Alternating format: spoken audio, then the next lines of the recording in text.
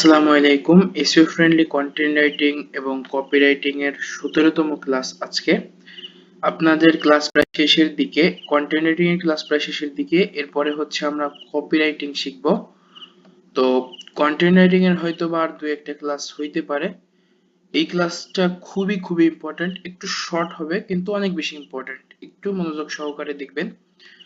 Content লিখতে হলে কি কি লাগবে, তো কন্টেন্ট লিখতে হলে কি কি লাগবে আজকের ক্লাসে হচ্ছে আমরা সেইগুলা দেখব। আমাদের লাগবে meta title, meta description, post title, introduction, headings এবং সাব হেডিংস, কনক্লুশন বা দ্য বটম লাইন।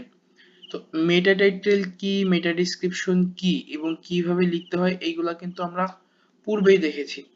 এবং পোস্ট টাইটেল, ইন্ট্রোডাকশন, হেডিংস বা সাব হেডিংস, কনক্লুশন এগুলা যারা চিনেন তারা তো চিনেন, কিন্তু যারা না চিনেন তারা ক্লাস নাম্বার 9 সেটা দেখবেন। সেইখানে আপনারা বিস্তারিত বুঝতে পারবেন যে কোনটা মেটা টাইটেল, কোনটা মেটা ডিসক্রিপশন, কোনটা পোস্ট টাইটেল এবং কোনটা কি, এগুলা বিস্তারিত দেখতে পারবেন।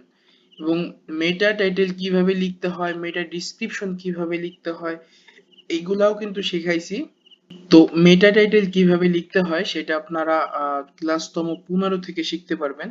এখানে আমি লিখে দেই, ক্লাস 15 থেকে শিখতে পারবেন কিভাবে মেটা টাইটেল লিখতে হয় এবং মেটা ডিসক্রিপশন কিভাবে লিখতে হয় সেটা শিখতে পারবেন ক্লাস 14 থেকে।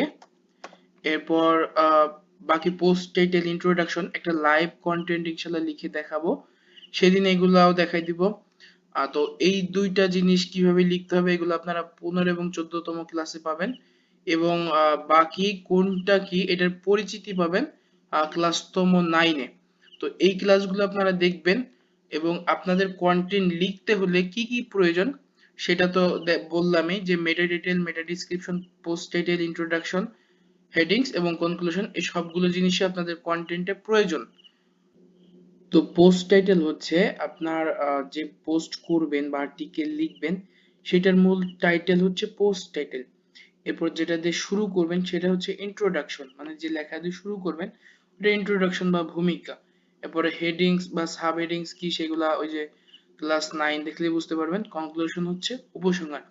তো এই প্রত্যেকটা জিনিস কিন্তু আপনার একটা কন্টেন্টের মধ্যে থাকতে হবে যদি আপনি এসইও ফ্রেন্ডলি বা অপটিমাইজ কন্টেন্ট লিখতে চান। তো আশা করি বুঝতে পারছেন।